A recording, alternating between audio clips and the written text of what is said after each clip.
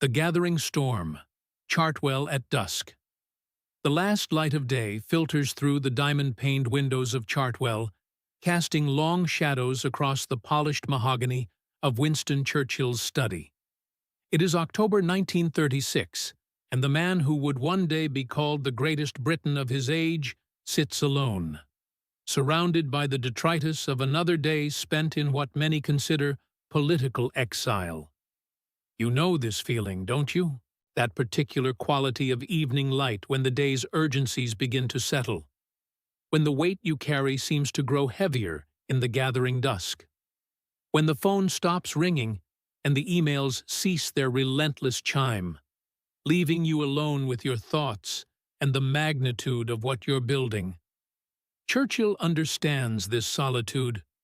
At 61, he finds himself cast out from the corridors of power, dismissed by his own party as a relic, a warmonger obsessed with shadows that his contemporaries insist do not exist.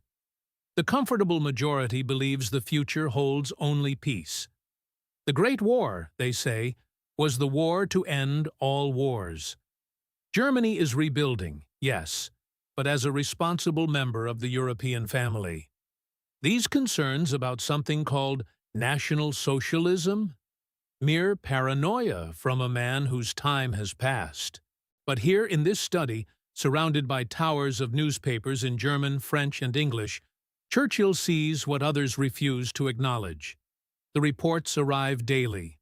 Accounts of rallies in Nuremberg, of new laws restricting Jewish citizens, of factories retooling for purposes that have nothing to do with civilian prosperity. While London sleeps in comfortable certainty, Churchill reads and calculates and worries.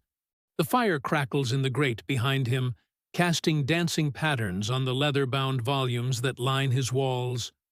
Gibbon's Decline and Fall sits alongside Macaulay's Histories, their spines worn from countless consultations. These are not mere decorations, but working tools, repositories of wisdom about how civilizations rise and how they fall, how leaders recognize danger, and how they blind themselves to it. You understand this weight, this burden of seeing clearly when others prefer comfortable illusions. Perhaps you've sat in your own version of this study, reviewing data that tells an uncomfortable truth about your market, your industry, your company's position. The weight of knowledge that demands action when action seems impossible. When those around you counsel patience, caution, the wisdom of waiting. Churchill's fingers drum against the desk's surface, a rhythm as familiar as his heartbeat. Before him lies a half-finished manuscript, another volume in his biography of his ancestor, the first Duke of Marlborough. Writing has become both refuge and necessity during these wilderness years. The advance payments help maintain Chartwell, help fund the lifestyle that his critics claim is evidence of his poor judgment. But the writing serves a deeper purpose. It connects him to the long arc of history, to the understanding that today's certainties often become tomorrow's cautionary tales. The telephone sits silent on his desk, that black bakelite instrument that once carried the urgent consultations of ministers and generals. Now it rings far less frequently. The current occupants of Downing Street have made their position clear. Churchill's services are not required. His warnings about German rearmament are unwelcome disruptions to a carefully constructed narrative of peace and prosperity. But solitude, as you well know, can be a teacher as demanding as any crisis. In these quiet hours, Churchill has learned to trust his own judgment even when it stands alone against the crowd. He has discovered that being right too early is often indistinguishable from being wrong, until suddenly it isn't. The shadows lengthen across his desk, touching the edges of intelligence reports that arrive through unofficial channels. Men still loyal to his judgment, still concerned about what they observe in their travels through Europe, still send him information that never reaches official desks. A conversation overheard in a Berlin cafe. Production figures from a Krupp factory. The text of a speech given to a closed gathering of party officials in Munich. Piece by piece, the puzzle assembles itself before him. While his colleagues in Parliament debate the finer points of economic recovery and social reform, Churchill maps the coordinates of a gathering storm. The evidence accumulates like autumn leaves, individually insignificant, collectively undeniable. You know this feeling, the weight of connecting dots that others refuse to see, of recognizing patterns that challenge prevailing wisdom. The loneliness of leadership often begins not with command, but with clarity, with seeing what must be done before others recognize the need for action. The study grows darker now, the fire's glow more prominent against the gathering night. Churchill's secretary has long since departed, leaving him alone with his thoughts and his growing certainty that the comfortable world of 1936 is living on borrowed time. Somewhere across the Channel, in the heart of a resurgent Germany, decisions are being made that will reshape the century. Treaties are being written in private that will render public agreements meaningless. Plans are being drawn that view the current peace not as an end, but as an intermission. He rises from his desk, joints protesting the long hours of sitting, and moves to the window that overlooks the gardens of Chartwell. In daylight, these grounds represent his pride. The lakes he designed, the walls he built with his own hands, the swans that glide across water he personally supervised the digging of. Now, in the darkness, they seem fragile, beautiful, but vulnerable. Like the civilization he fears is sleepwalking toward catastrophe.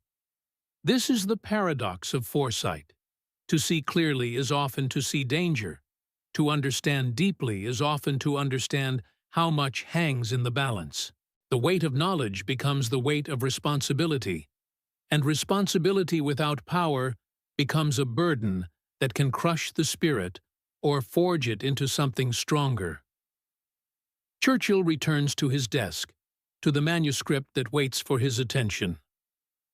Writing about Marlborough's campaigns offers a kind of solace, the comfort of studying how one man's vision and determination changed the course of European history, how a leader dismissed by his contemporaries as reckless and ambitious ultimately saved his civilization from a continental tyranny.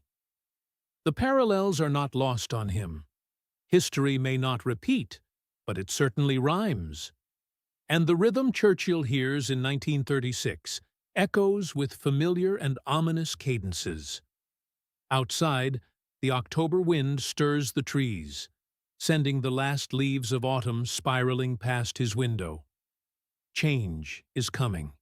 He can feel it in the air, read it in the reports that cross his desk, see it in the careful diplomatic language that masks increasingly aggressive intentions.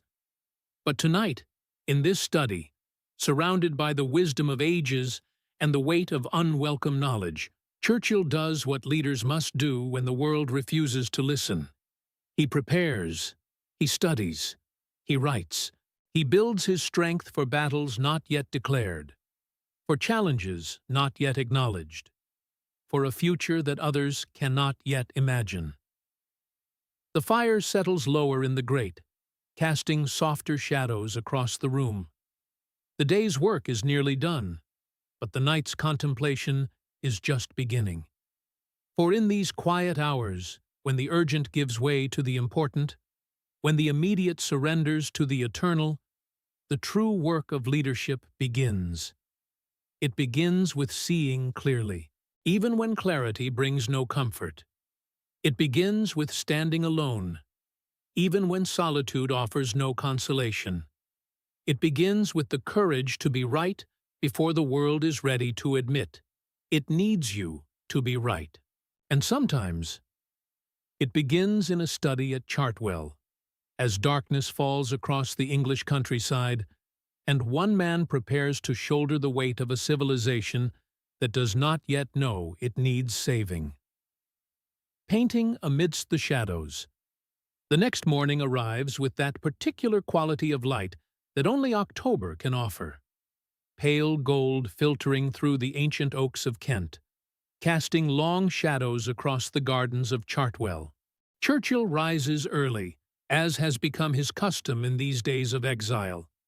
The newspapers wait on his breakfast table like unwelcome guests, their headlines speaking of appeasement, of reasonable men making reasonable compromises with unreasonable forces. But today he will not let the weight of the world's willful blindness crush what remains of his spirit. Today, he will paint. You know this feeling, don't you? That moment when you must choose between drowning in the enormity of what you see coming or finding some small refuge where your soul can breathe, where the racing thoughts that keep you staring at the ceiling can finally settle. For Churchill, that refuge comes in the form of a wooden easel set up on the terrace overlooking the Weald of Kent. Canvas stretched white and waiting. Brushes arranged with the precision of a general preparing for battle. Tubes of paint squeezed fresh, ultramarine blue, cadmium yellow, burnt sienna, colors that speak of possibility rather than despair. He discovered painting late in life, this man who had already been a soldier, a journalist, a politician. Discovered it almost by accident when he was 40, watching his sister-in-law work at her easel. "Try it," she had said simply. And something in him, something that had been held too tightly for too long, finally exhaled. Watch him now as he mixes colors on his palette. The same hands that write urgent letters to deaf ears, that grip the arms of his chair during sleepless nights, now move with surprising gentleness. There is something almost childlike in his concentration. The furrow between his brows softens. The weight he carries, still there, but somehow distributed differently across his shoulders. He begins with the sky. Always the sky first. Great sweeping strokes of blue and white, building clouds that seem to move even as he paints them. The sky is the source of light in nature, he will later write, and it governs everything. And perhaps this is why he starts there, seeking some governing light in a world that seems determined to stumble toward darkness. The irony is not lost on him. Here he stands, painting scenes of pastoral beauty while across the channel, another painter, a failed one, builds rallies and armies instead of creating beauty. Hitler, too, had once stood before an easel, brush in hand, but where that man's rejection by art schools had curdled into resentment and rage, Churchill found in painting something redemptive, something that connected him not to power over others, but to the quiet power of creation itself. You understand this need, don't you? This hunger for something that exists purely for its own sake. In your world of metrics and milestones, of investors and obligations, there must be something that you do simply because it feeds your soul. Something that reminds you who you were before the weight of what you're building settled on your shoulders. Churchill paints the pond at Chartwell now, its surface catching the morning light like scattered coins. Each brush stroke is deliberate, yet spontaneous. He has no formal training. This amateur who approaches the canvas with the same bold confidence he brings to everything else. His technique may lack sophistication, but his vision burns with the clarity of a man who has learned to see beauty precisely because he has also learned to see danger. The goldfish move lazily beneath the painted surface. He has fed them himself this morning, these creatures that know nothing of the storm gathering across Europe. They exist in their small world of water and light, content with the simple rhythm of hunger and satisfaction. how he envies them sometimes, their ignorance, their peace. But even as he paints their tranquil world, his mind cannot fully escape the larger canvas of history. Each peaceful stroke is shadowed by the knowledge of what peaceful strokes cannot prevent. Beauty and terror. They exist side by side, don't they? The same world that produces the light dancing on his pond also produces the darkness marching through German streets. Footsteps on the terrace behind him. He knows them without turning. The measured pace of someone who has learned to approach his moods with wisdom earned through decades of marriage. Clementine appears at his shoulder, coffee steaming in a delicate cup that looks impossibly fragile in this morning, that feels balanced on the edge of everything. She says nothing at first, simply stands there. This woman who has weathered his storms and celebrated his triumphs, who has learned that sometimes the greatest gift she can offer is her silent presence. She understands the weight he carries because she carries her own version of it. The weight of loving someone who sees too much, who feels too deeply, who cannot rest while the world sleeps. The light is particularly fine this morning, she says finally, her voice carrying that quality of careful observation that has become their shared language. Not asking how he slept. They both know he barely did. Not mentioning the letters that arrived yesterday. More warnings dismissed. More calls for vigilance ignored. Instead, she offers him this acknowledgement of beauty in the midst of gathering storm. He nods, adding a touch of yellow to the water's reflection. "It won't last," he says, and they both know he's not speaking only of the morning light. This is what sustains us, isn't it? Not the grand gestures or the public victories, but these quiet moments when someone who truly knows us chooses to stand beside us anyway. When the weight we carry becomes, for just a moment, shared weight. When the isolation that comes with seeing clearly is broken by the presence of someone who may not see everything we see, but sees us. Clementine moves to the garden below, beginning her own morning ritual of tending the roses. Churchill watches her from the corner of his eye as he paints.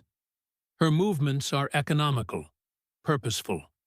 She deadheads the spent blooms with quick, sure cuts, preparing the garden for winter, for the dormant season that must come before spring can return. There is wisdom in this that he absorbs without conscious thought. Sometimes the act of leadership is not about forcing growth or demanding bloom. Sometimes it's about the careful tending that prepares for seasons yet to come, the patient work that others cannot see, the preparation for a spring that may be years away. He adds depth to the shadows now, mixing deeper blues and purples. The painting begins to take on dimension, weight. What started as simple representation becomes something more, a meditation on light and shadow, on the way beauty persists even when darkness gathers at its edges. A telegram arrives. The boy from the village cycles up the drive, his bicycle wheels crunching on the gravel. Churchill watches from his easel as Clementine receives it, her face carefully neutral as she reads. She looks up toward the terrace, and in that glance he reads everything he needs to know. More news from Germany. More evidence of what he already knows. More confirmation that his warnings are not the ravings of a warmonger, but the observations of a man who has learned to read the handwriting on the wall. But he does not put down his brush. Not yet. The painting is not finished, and there is something in him that rebels against leaving work undone, even work that serves no purpose beyond the joy of creation, especially that work. He adds final touches to the sky, wisps of cloud that suggest movement, change, the eternal dance between light and shadow that governs all things. The painting will never hang in a gallery. It will find its place among dozens of others in the rooms of Chartwell, evidence of mornings like this one, when a man chose creation over despair, beauty over bitterness. This too is leadership, though history may not record it. The choice to remain human in the face of inhuman times. The decision to tend beauty even when ugliness seems to be winning. The quiet rebellion of continuing to create when destruction feels inevitable. The telegram can wait another few minutes. The world's urgency will still be there when he sets down his brush. But this moment, this particular quality of light on water, this precise shade of blue that captures something true about this October morning, this exists only now, only here, only in the space between one breath and the next. And so he paints, storing up beauty against the coming storm, building reserves of light for the darkness he knows is coming, creating something that will outlast the crisis, that will remain when the urgent has faded into history. The weight he carries has not diminished, but for these precious minutes, it has been transformed into something else, into the steady pressure of brush against canvas, into the careful mixing of colors that speak of hope rather than despair. Sometimes, this is how we survive the weight of seeing clearly, not by setting it down, but by finding ways to carry it that feed rather than drain our souls. Whispers of warning. The autumn light fades earlier now at Chartwell, and with it comes a different kind of darkness, one that seeps beyond the walls of this Kent sanctuary into the very heart of Europe. You know this feeling, don't you? When the data you're seeing, the trends you're tracking, the conversations you're having behind closed doors, all point to something your colleagues aren't ready to hear. When every instinct honed by years of building and fighting tells you that the comfortable assumptions everyone else clings to are about to shatter. Churchill feels it in his bones as he walks the grounds this November morning. The weight of unwelcome knowledge. The burden of seeing what others refuse to acknowledge.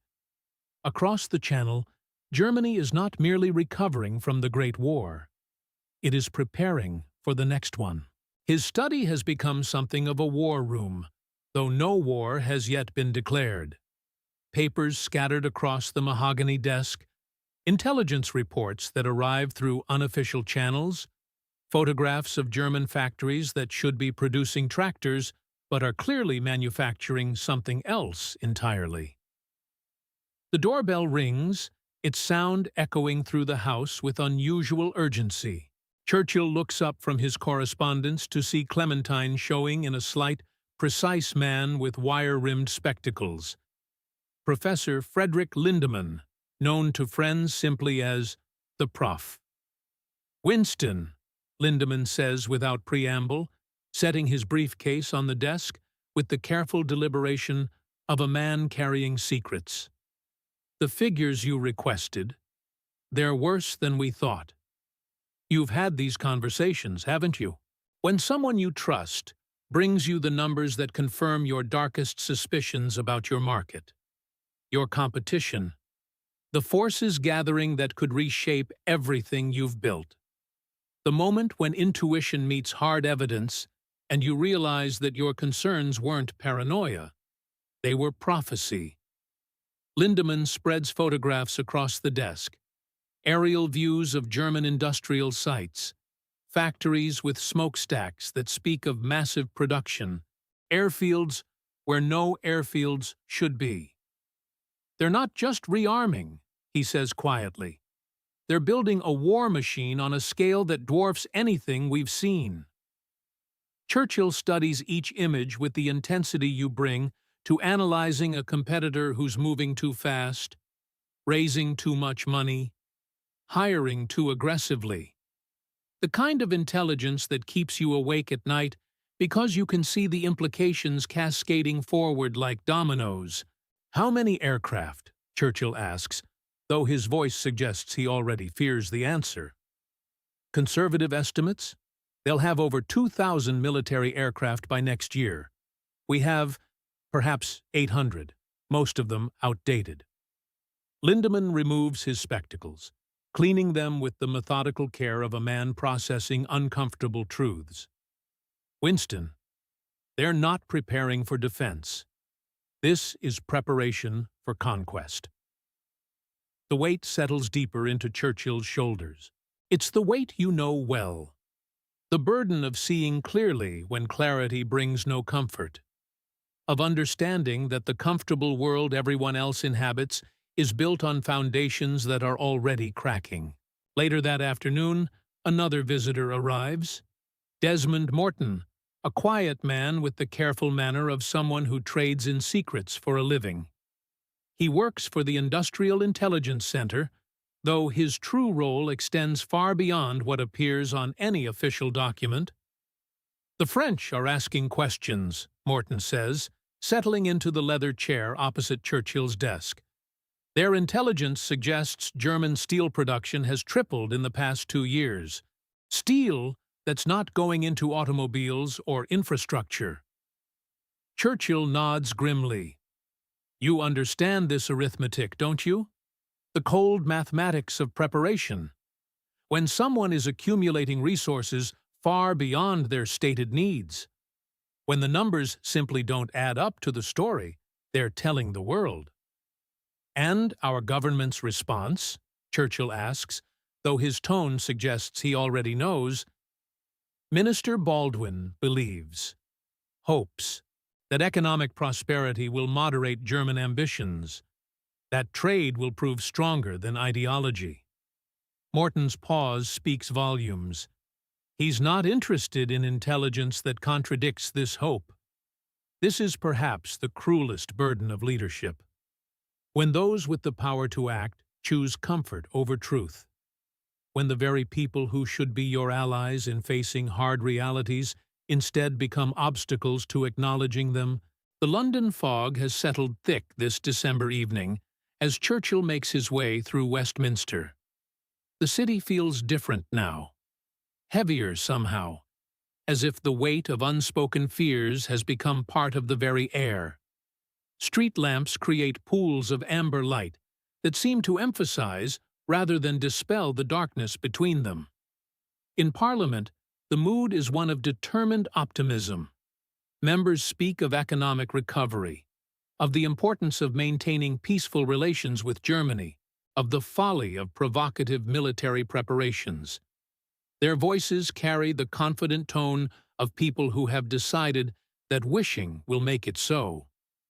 Churchill rises to speak, and you can feel the collective sigh in the chamber. Here comes the warmonger again. The man who refuses to embrace the hopeful narrative that makes everyone else sleep better at night. Honorable members, he begins, his voice carrying across the chamber with the weight of unwelcome prophecy. We are witnessing the greatest military buildup in German history. While we debate the virtues of disarmament, they are creating an air force that will soon dwarf our own. The response is predictable. Murmurs of disapproval, shifting in seats, the body language of people who don't want to hear what you're saying, no matter how true it might be. You know this feeling intimately, don't you? Standing before a board, a team, a room full of stakeholders, presenting data that threatens their comfortable assumptions, watching faces close off as you speak truths that would require difficult decisions, painful changes, acknowledgement of threats they'd rather ignore.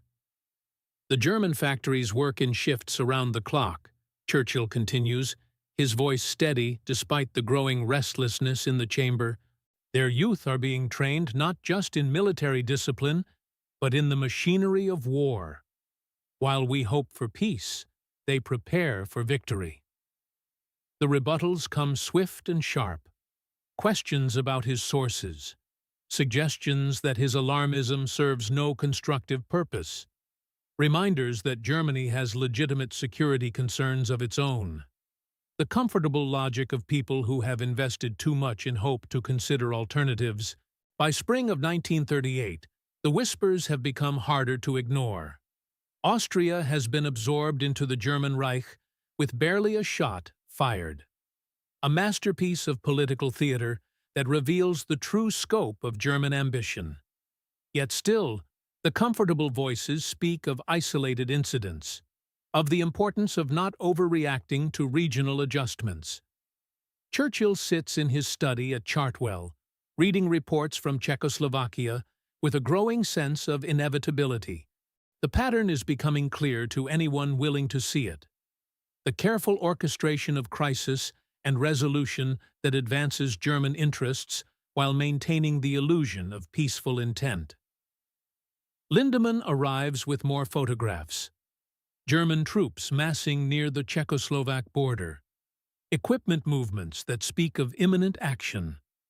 The machinery of conquest disguised as defensive preparation. They're calling it the Sudeten crisis, Lindemann says, spreading the images across Churchill's desk, claiming they only want to protect German minorities. But look at these troop concentrations. This isn't about protecting anyone. This is about testing whether we'll fight. Churchill studies the evidence with the grim recognition you feel when a competitor's true strategy finally becomes clear. When their seemingly random moves suddenly reveal themselves as part of a larger pattern, a coordinated campaign that's been unfolding while you were still hoping for coexistence. And our response? Churchill asks, though he already knows the answer will disappoint. Chamberlain believes negotiation can resolve this peacefully. He's planning to meet with Hitler, to find some accommodation that preserves Czechoslovak independence while addressing German concerns. The weight in Churchill's chest grows heavier. You understand this dynamic, don't you? When leaders choose negotiation not from strength, but from a desperate hope that reasonable conversation can change unreasonable intentions. When the desire to avoid conflict becomes so strong that it blinds us to the reality that conflict has already begun. September brings news that strikes like a physical blow. Chamberlain has returned from Munich, waving a piece of paper and speaking of peace for our time. The Sudetenland has been handed to Germany, not through conquest, but through agreement, through the civilized process of men in suits deciding that sacrifice of others is preferable to risk for themselves. Churchill sits alone in his study that evening, the weight of this betrayal settling into his bones like winter cold. This is perhaps the heaviest burden of all. When those who should stand with you instead choose accommodation with the very forces you've been warning against. You know this particular agony, don't you? When your own board, your own team, your own investors choose to appease rather than compete. When they decide that giving ground is safer than holding it, not understanding that some opponents view concession not as resolution, but as invitation. The autumn darkness falls early again at Chartwell, but now it carries a different quality. It's no longer the darkness of isolation. It's the darkness of vindication that brings no satisfaction, of being proven right about things you desperately wanted to be wrong about. Tomorrow will bring new intelligence, new evidence of German preparations, new proof that Munich was not the end of anything, but merely the beginning. The weight Churchill carries has not diminished. If anything, it has grown heavier with the knowledge that the time for prevention has passed. Now comes the harder task, preparing for the storm that can no longer be avoided. The weight of isolation. The isolation settles deeper in the weeks that follow. Not the comfortable solitude of a man who chooses his own company, but the cold distance that comes when others turn away from truths they cannot bear to hear. Churchill's evenings at Chartwell take on a different quality now. The dining room, once alive with heated political debate, now hosts quieter gatherings. Fewer guests make the journey from London. The conversations that do unfold carry an undercurrent of careful politeness.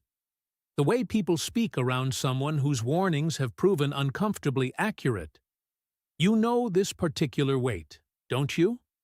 The burden of seeing clearly when others prefer the comfort of looking away.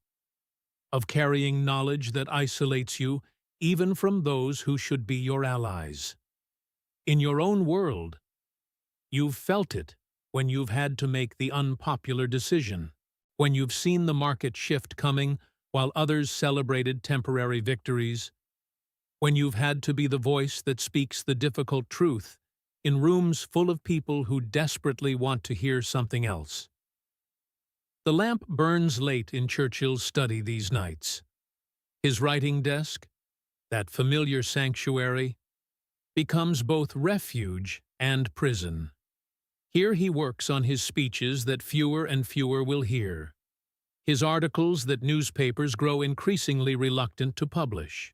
The weight of his fountain pen seems to increase with each word, each carefully crafted warning that falls on ears grown deaf to anything but reassurance. The pages accumulate slowly. His biography of Marlborough, a project that has sustained him through these wilderness years, offers some escape into the campaigns and strategies of another age. But even here, writing about his ancestors' battles against the French, Churchill cannot help but see parallels to the gathering storm of his own time. The same patterns of nations choosing comfort over vigilance. The same dangerous dance of appeasement and aggression that history repeats with such tragic regularity.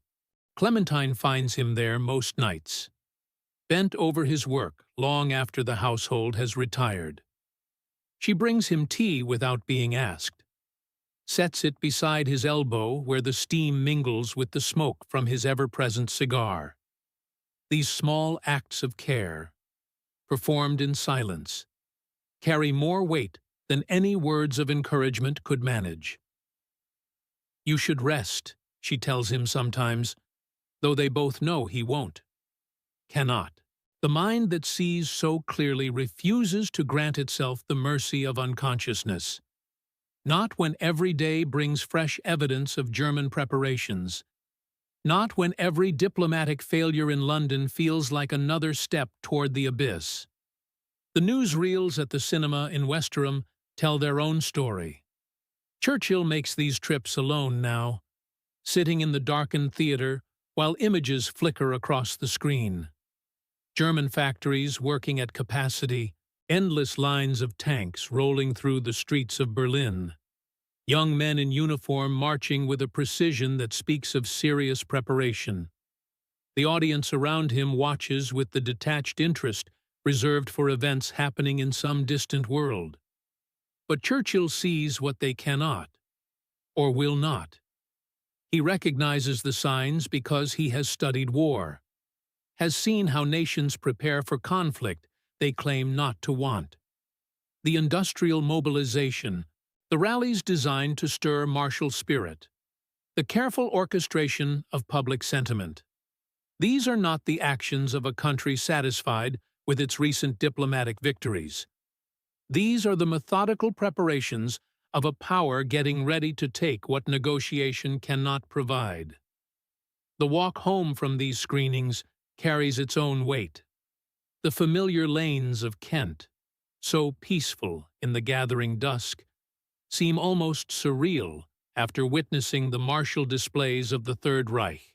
Churchill's footsteps echo on the country road, while his mind processes what he has seen, cataloging details that others dismiss as mere propaganda, recognizing the substance beneath the spectacle.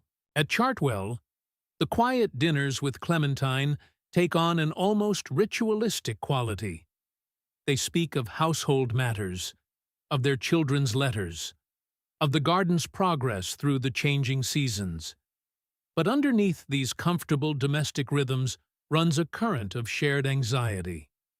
Both understand what is coming. though neither gives voice to the full extent of their fears.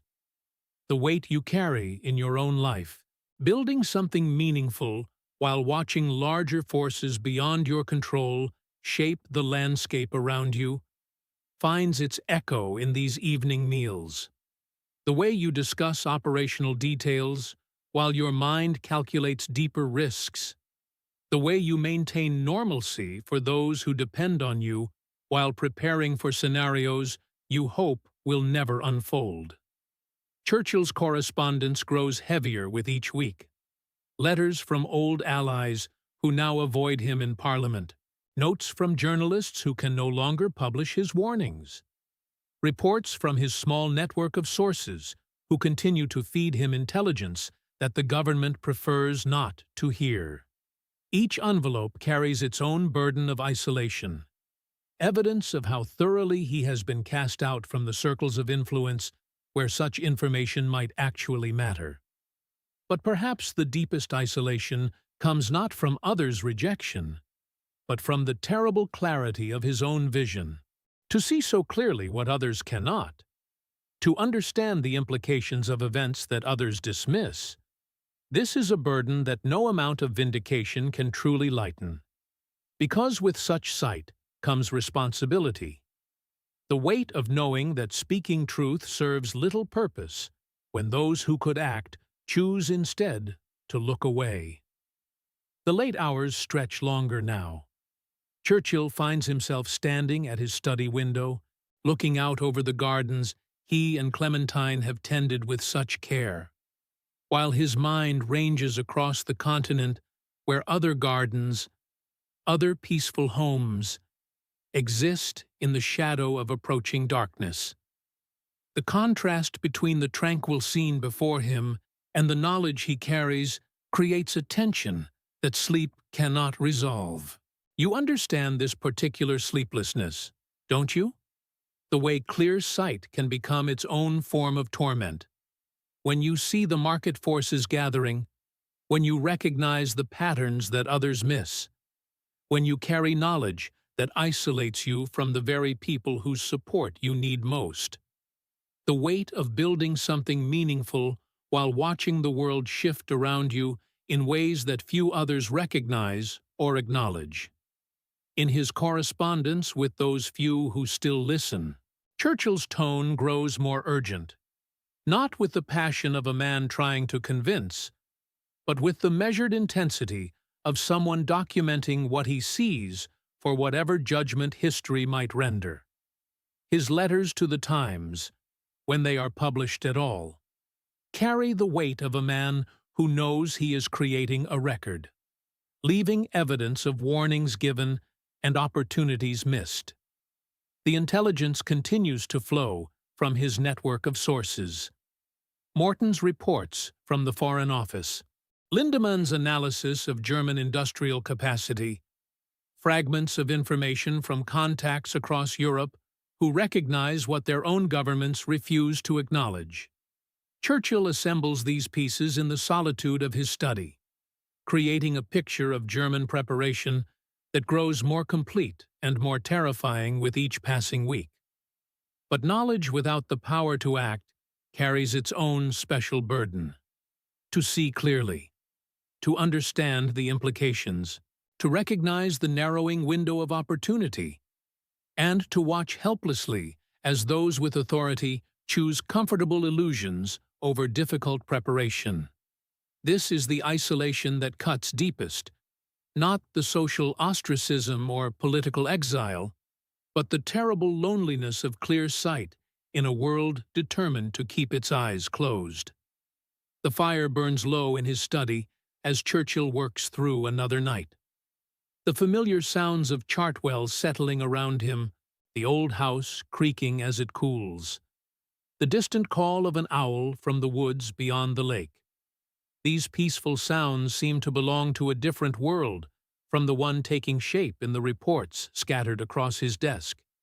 A world where such tranquility might continue, where the gathering storm might somehow pass without breaking. But Churchill knows better, has always known better. The weight he carries is not just the burden of unwelcome knowledge, but the responsibility of preparing for what others refuse to see coming. Even in isolation, especially in isolation, the work continues. Tomorrow will bring new reports, new evidence, new confirmation of what he already knows too well. The machinery of war continues its methodical preparation, while the machinery of peace grinds slowly toward paralysis. And in his study at Chartwell, surrounded by the accumulated weight of warnings unheeded and opportunities missed, Churchill continues his lonely vigil, watching, waiting, preparing for the storm that can no longer be avoided. Glimmers of hope and quiet resolve, but even in the deepest isolation, even when the weight of foresight becomes almost unbearable, there are moments when the darkness lifts, if only briefly. Small glimmers that remind us why we continue, why we build, why we carry on when others cannot see what we see so clearly. It is a crisp November morning when Churchill finds himself walking through the village of Westerham, the familiar weight of his walking stick in his hand, the autumn air sharp against his face. He has taken to these walks more frequently now, these quiet escapes from the endless stream of intelligence reports and unanswered letters. The village moves at its own unhurried pace, shopkeepers arranging their displays, children walking to school with satchels bouncing against their backs. Ordinary life continuing its ancient rhythm. He pauses outside the George Inn, a Tudor building that has stood here for centuries, weathering wars and peace with equal steadiness. Through the diamond-paned windows, he can see the warm glow of the public bar, hear the low murmur of conversation. For a moment, he considers stepping inside, joining the farmers and tradesmen for a pint, and talk of harvest and weather, rather than rearmament and politics. The publican recognizes him, nods respectfully, but without the deference he might expect in London. Here he is simply the gentleman from Chartwell, the writer who keeps odd hours and sometimes stops by for a whiskey when the weight of his work grows too heavy. There is something profoundly comforting in this anonymity, this return to simpler human connections. "Morning, Mr. Churchill," says an elderly farmer Churchill has spoken with before, a man whose hands tell the story of decades working the Kent soil. "Heard you speaking on the wireless again. Can't say I understand all the politics, but you sound like a man who knows his mind." It is such a simple observation, yet it carries more validation than all the parliamentary debates and newspaper columns combined. To be recognized not for his titles or his lineage, but for the clarity of his conviction. This is what sustains leaders in their darkest hours. These unexpected moments of human recognition, these glimpses of why the work matters. Back at Chartwell, Clementine is waiting in the morning room, correspondence spread before her like a general's map of campaign. She looks up as he enters, her eyes immediately reading his mood, understanding without words that the walk has done him good. After 30 years of marriage, she has learned to navigate the complex weather of his temperament, to provide anchor when the storms of politics threaten to overwhelm. "The roses need attention," she says quietly, not looking up from her letters. It is her way. This gentle redirection toward the tangible, the beautiful, the things that can be tended and nurtured even when the larger world seems bent on destruction. Together they walk to the rose garden, a sanctuary Clementine has created over the years with the same patient determination Churchill brings to his speeches. Here are the climbing roses he planted when they first came to Chartwell, now mature and strong, their late blooms defying the approaching winter. Here is beauty that endures, that requires daily care, but rewards that attention with something transcendent. Churchill kneels beside a particularly vigorous bush, his hands gentle as he removes the spent blooms. There is something meditative in this work, this partnership with growth and renewal. Each careful cut is an act of faith, preparation for next year's flowering, a quiet insistence that there will be a next year, that beauty will return even after the darkest winter. "Do you remember?" Clementine says, her own hands busy among the late chrysanthemums. "When we first planted this garden, you said it would outlast all the politicians in Westminster." He smiles at the memory.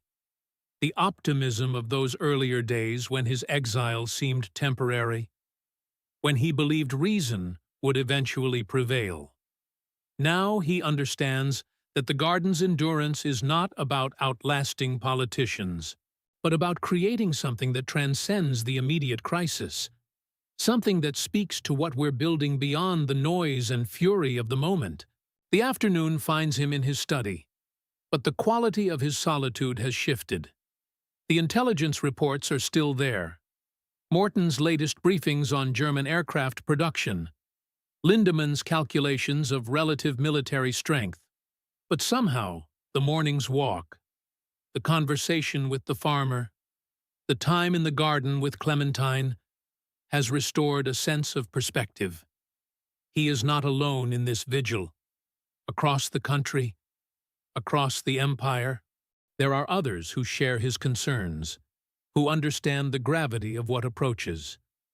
They may not have platforms to speak from, they may not have access to classified intelligence, but they sense the change in the wind, the subtle shift in the world's balance. A letter arrives from a young RAF officer, someone who has heard Churchill's warnings and recognizes their truth.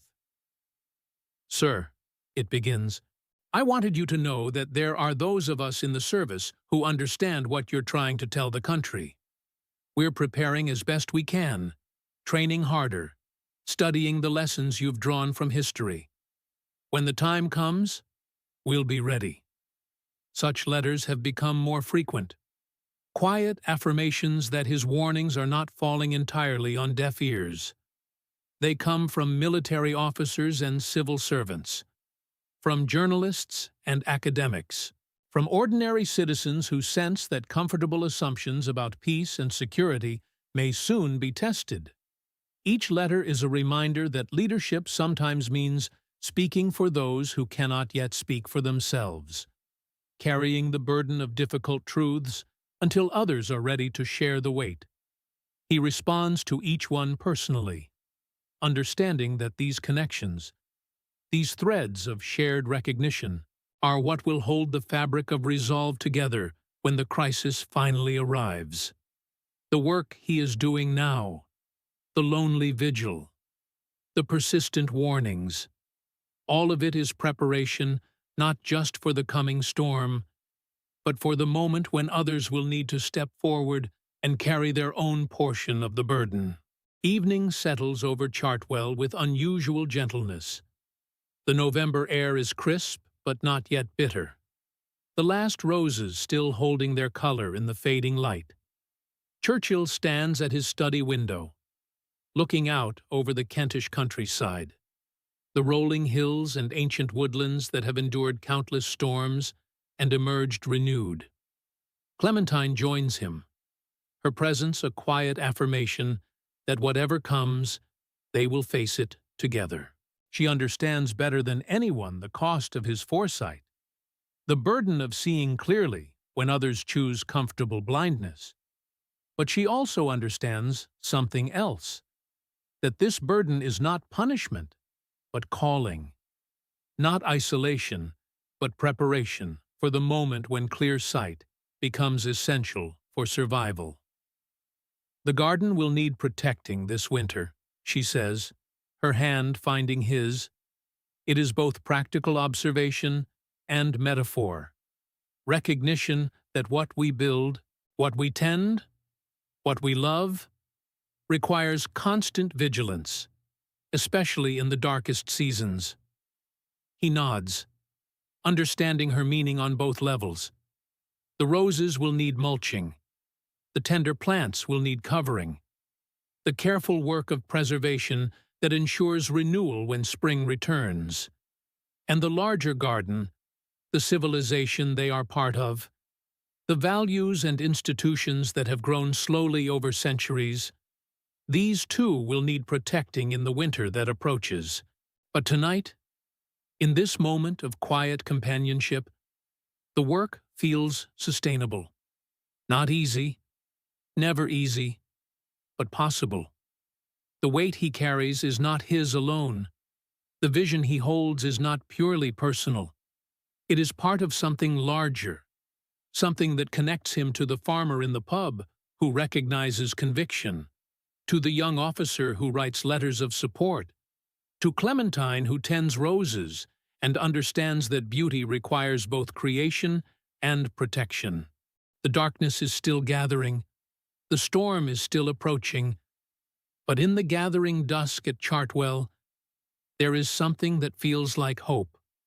Not the easy optimism of those who refuse to see danger, but the deeper hope of those who see clearly and choose to build anyway, who tend gardens in winter, who speak truth in season and out, who carry the weight because someone must, and who find, in that very carrying, a purpose that transcends the immediate burden. Tomorrow will bring new challenges, new evidence of the world's dangerous drift, new opportunities to speak and be ignored. But it will also bring new letters from unexpected allies, new moments in the garden, new quiet conversations that remind him why the work continues, why the vigil matters, why what he is building will endure long after the current crisis passes into history. The dawn of vindication. And so the months turn, as they always do, carrying with them the inexorable weight of history's momentum. The spring of 1939 arrives at Chartwell with its familiar rhythms, the daffodils pushing through the last remnants of winter soil, the first tentative warmth touching the ancient stones of the house. Yet beneath this seasonal renewal lies something else entirely. The electric tension of a world balanced on the edge of transformation. Churchill moves through these final months of peace with a strange mixture of vindication and sorrow. The intelligence reports that cross his desk now carry a different quality. No longer the urgent warnings of what might come to pass, but the methodical cataloging of what has already begun. German divisions massing at the Polish border. The Wehrmacht's preparations no longer hidden behind diplomatic niceties. The machinery of war grinding into motion with the terrible efficiency he has long predicted. In the village, conversations carry a new undertone.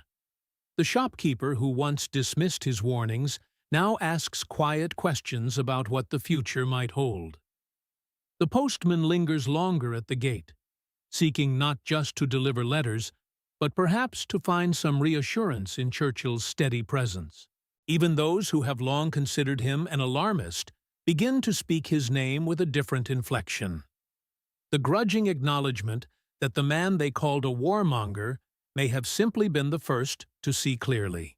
There is a particular quality to these final weeks of August, a heaviness in the air that has nothing to do with the approaching autumn. Churchill spends long hours in his study, not frantically writing speeches that will be ignored, but quietly preparing for the role he knows must come. The phone calls arrive more frequently now. Former colleagues who once avoided his company suddenly seeking his counsel. Government officials making discreet inquiries about his availability. The slow recognition that the voice crying in the wilderness may soon be needed at the center of power. Clementine watches this transformation with eyes that hold both relief and apprehension. Relief, Because the terrible isolation of the wilderness years is finally ending. Because the burden her husband has carried alone will soon be shared by a nation awakening to its danger, but apprehension too, because she knows what lies ahead. The crushing weight of leadership in wartime, the decisions that will cost thousands of lives, the responsibility for a civilization's survival. On the morning of September 1st, as German tanks cross into Poland, Churchill stands at his window overlooking the Kentish countryside and feels history pivot beneath his feet. The phone calls begin almost immediately. Urgent voices seeking guidance. Former adversaries suddenly eager for his wisdom. The recognition that the moment he has long anticipated has finally arrived. Yet, there is no satisfaction in being proven right, only the grim knowledge that the real work is just beginning. The declaration of war, when it comes on that Sunday morning in September, brings with it a strange sense of relief. Not because conflict is welcome, but because the long uncertainty is finally over. Because the nation can at last begin to confront the reality he has been describing for years. Churchill listens to Chamberlain's somber announcement on the wireless, hearing in those reluctant words the end of one chapter and the beginning of another, the moment when comfortable illusions give way to necessary action. The call from Downing Street arrives that afternoon, the invitation to return to government, to take up once again the portfolio of First Lord of the Admiralty that he held a quarter-century before. As he puts down the receiver, Churchill feels the weight of vindication settling upon his shoulders, not as triumph, but as responsibility. The knowledge that everything he has warned against, everything he has prepared for, is now his to confront. That evening, as he packs his papers and prepares to leave Chartwell for London, Churchill takes one final walk through the grounds that have sustained him through the wilderness years. The rose garden where he found solace in simple beauty. The pond where he fed the fish in moments of quiet contemplation.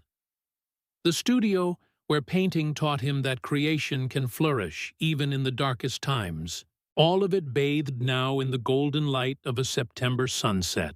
But it is from the balcony, that same balcony where he has stood so many evenings watching the light fade over the Weald, that Churchill takes his final view of this chapter. The landscape spreads before him in all its gentle English beauty. The rolling hills and ancient woodlands, the parish church tower rising above the village, the fields where farmers still tend their crops despite the gathering storm. All of it representing what he has fought to preserve, what he has been building toward through all the lonely years of warning and preparation. Standing there, with the first stars beginning to appear in the darkening sky, Churchill understands that vindication is not about being proven right, but about having remained faithful to what you saw when others could not see it, about carrying the weight of unwelcome truth until the moment when that truth becomes undeniable, about building something solid enough to withstand the storm when it finally breaks. The letters of support that have sustained him through the wilderness years, the quiet conversations with Clementine in the garden, the moments of beauty discovered in painting, the intelligence carefully gathered and analyzed, the speeches written for audiences that were not yet ready to listen. All of it has led to this moment, this return to the center of power at the nation's hour of greatest need. As he turns to go inside, Churchill carries with him not the bitter satisfaction of vindication, but something deeper and more sustaining. The knowledge that the work of building, of warning, of preparing, has served its purpose. The foundation has been laid. The warnings have been given. The nation is finally awakening to its danger, and he is ready to help guide it through the darkness ahead.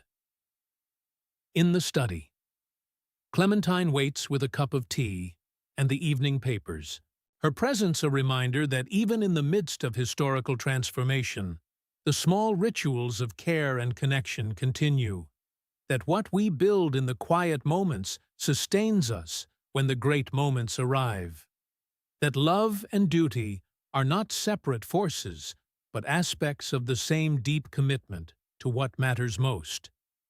The drive to London will begin tomorrow. The return to the corridors of power, the assumption of responsibility for a nation's defense, the beginning of the greatest challenge of his life. But tonight, in the familiar quiet of Chartwell, surrounded by the books and papers and memories of the wilderness years, Churchill finds a moment of perfect stillness, the calm that comes not from the absence of storm, but from the knowledge that you are ready for whatever the storm may bring. And perhaps this is what vindication truly means. Not the proving of a point, but the fulfillment of a purpose. Not the satisfaction of being right, but the readiness to bear the weight of responsibility when the moment arrives. The understanding that what you have been building in the darkness will serve the light. That the lonely vigil has prepared you for the shared struggle. That the burden you have carried alone has made you strong enough to help carry a nation's hopes. From his window, Churchill can see the lights beginning to come on in the village below, each one representing a family, a life, a future that depends upon the choices made by those who see clearly and act courageously. Those who understand that the weight they carry is not a burden to be escaped, but a trust to be honored, a responsibility to be embraced, a calling to be fulfilled. The roses in the garden below release their final fragrance into the cooling air, the same roses he has tended through seasons of isolation and doubt, now blooming in this moment of transformation, their beauty unchanged by the great events swirling around them, a reminder that what we nurture in times of peace becomes our strength in times of trial, that the small acts of creation and care accumulate into something larger than ourselves, something that endures beyond the immediate crisis, something that justifies the long watch and the patient preparation. And as the night deepens over Chartwell, over the Kentish countryside, over the England that will soon face its greatest test, Churchill stands in the doorway between his past and his future, between the wilderness years and the years of leadership, between the time of warning and the time of action, knowing that everything he has built, everything he has learned, everything he has become in the quiet crucible of these lonely years has prepared him for what lies ahead, has made him ready to help his nation find its way through the darkness and into whatever dawn awaits beyond the storm, ready to transform the weight he has carried into the strength his people will need, ready to turn the long vigil into victory, ready to prove that those who see clearly and build patiently and endure faithfully